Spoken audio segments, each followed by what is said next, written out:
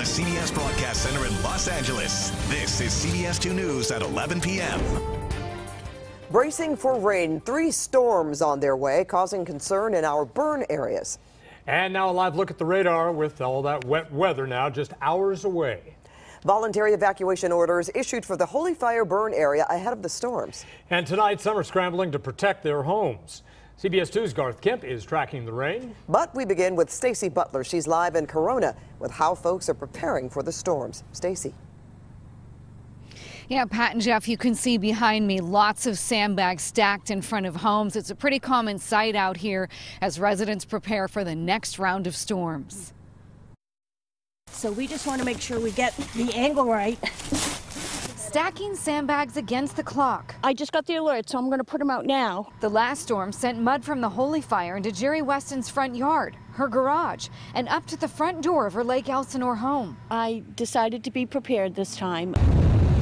Her house wasn't the only one hit by debris flow. We had about a foot of mud hit the house. Her next-door neighbors were so slammed by muddy runoff. The last time it rained, they built this cinder block wall. Now that you have this wall up, how do you feel about it? I feel a lot better knowing that we only have to worry about the front part of the house now. Are you ready? Oh yeah, we're ready. We just put up the sandbags again for this week.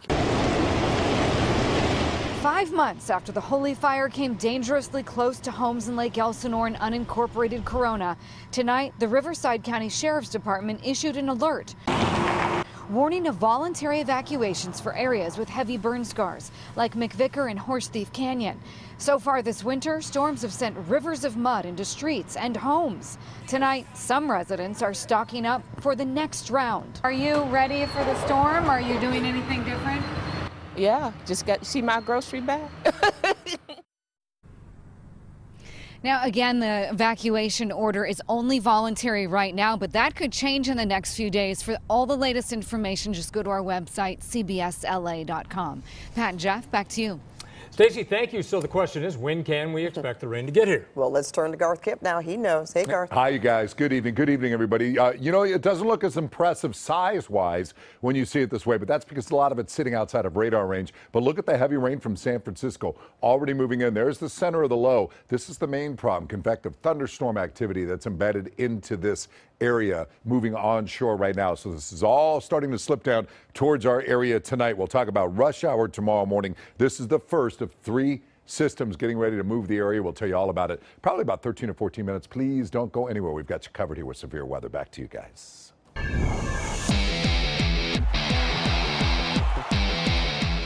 There it is. The countdown is on, and we're just days away from Super Bowl 53 in Atlanta. Talking the LA Rams facing off against the New England Patriots. Taking a live look now at Mercedes-Benz Stadium in Atlanta, where it is all going to go down on Sunday. I think it's about 29 degrees right now in Atlanta. Yes, right now. We have team coverage, including Rachel Kim with local fan reaction. But let's begin with CBS 2 Sports Director Jim Hill, who has more from Atlanta. The culture that head coach Sean McVay has established since being a head coach of the Rams is one of the big reasons why they are playing in Super Bowl 53. Because when you think about it, he likes to say we, not me. I think everything goes back to the relationships, and that's the foundation of everything that we do.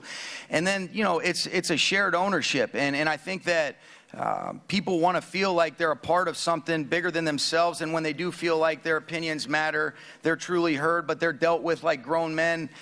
You know, there's a mutual respect that exists between our players and our coaches, and it's all about us working in the same direction and figuring out it's not necessarily who's right, it's what's right. I think it's just a huge group of people that are doing it for each other, and there is, you know, really no selfishness. I think when you look at our team, you know, you take Aaron and Todd, for example, you know, two of our better players, and when they can set the example as being, you know, two of the hardest workers on our team, and 2 guys that are completely unselfish, that trickles down. And I think, again, it starts at the top with Sean. Got us here to the Super Bowl. I mean, what he's done for us as a team and as an offense, a lot, man. You know, just his energy he brings every day, you know, his good attitude, and, you know, you like working for a guy like that. So it's great to have him as our coach. Only 4 days are left before Super Bowl 53 between the Rams and the New England Patriots, and you can see it right here on CBS 2. Pat and Jeff, back to you, and don't forget, come on down. We're waiting for you. All right, Jim. We'll be there soon enough. And Rams fans are getting fired up, whether they're home or at LAX on their way to Atlanta. CBS 2's Rachel Kim, now from LAX tonight. It's just a wonderful time, so I'm so excited. Michelle Hadley is heading to Atlanta on a red-eye flight. She doesn't care about getting any shut-eye when it comes to being at the Super Bowl. Well, I live in Hermosa Beach, originally from the East Coast, but I'm going for the Rams. Not far away at Randy's Donuts in Inglewood, it's clear Rams fans here believe their team can just do it. We're going to the Super Bowl! We're going to the Super Bowl! Fans here are showing Pink's isn't the only place you can find a Rams dog. We love Randy's. It's an iconic donuts shop, and it's just crazy what they did with the donut. It's a lot of fun for Super Bowl Sunday. Emily is a Rams fan, but not her friend Joe. It's going to be a great game, and Pats are going to win, of course. Oh, really? Not this time. Rams got this one for sure.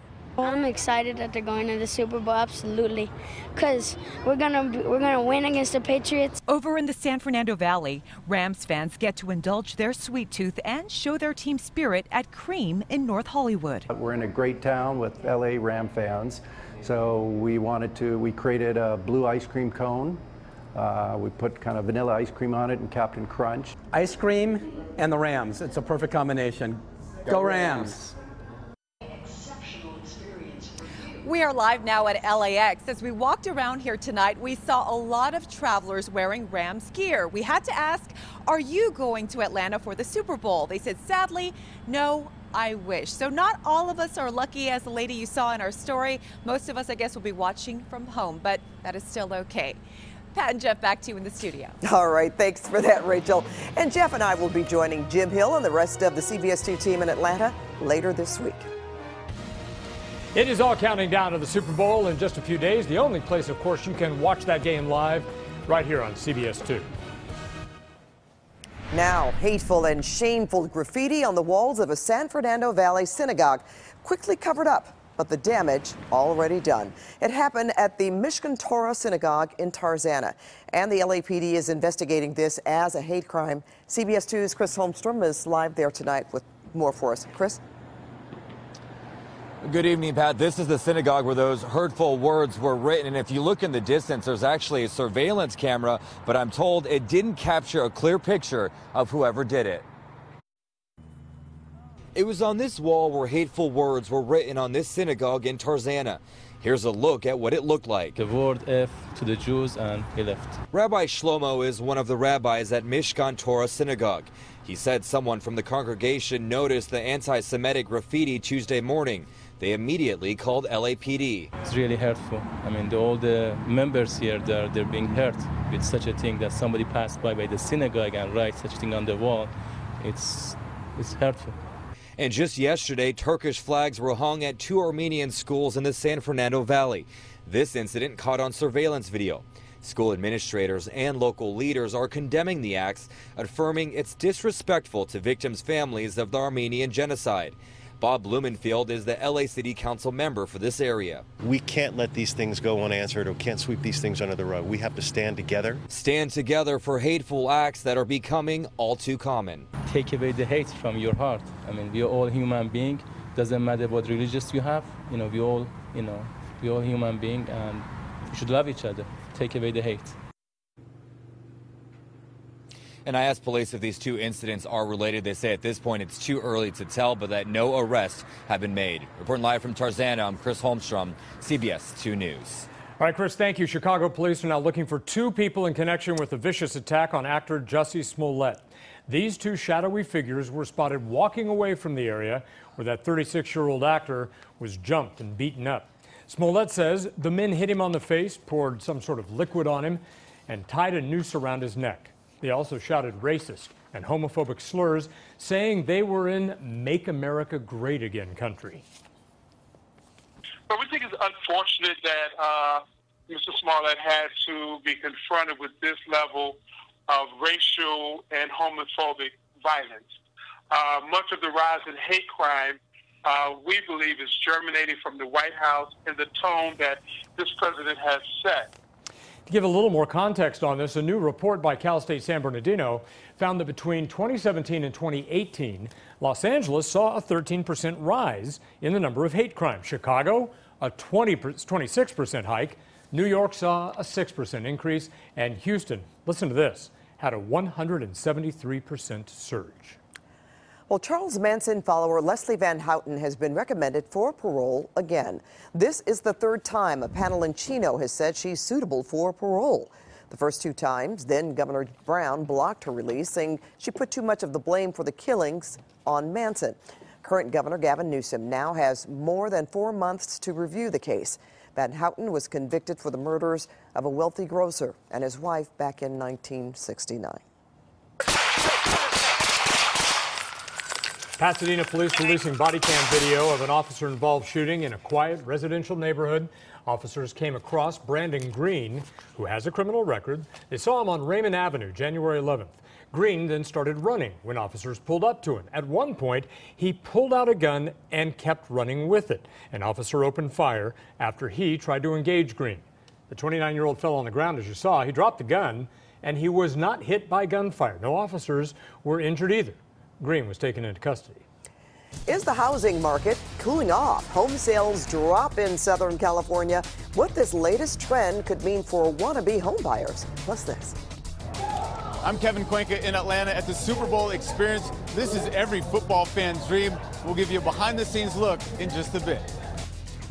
And a teenage driver amazingly survives an explosive head-on crash. And of course, you see it's all caught on camera. And here's a look at the guests tonight on The Late Show with Stephen Colbert.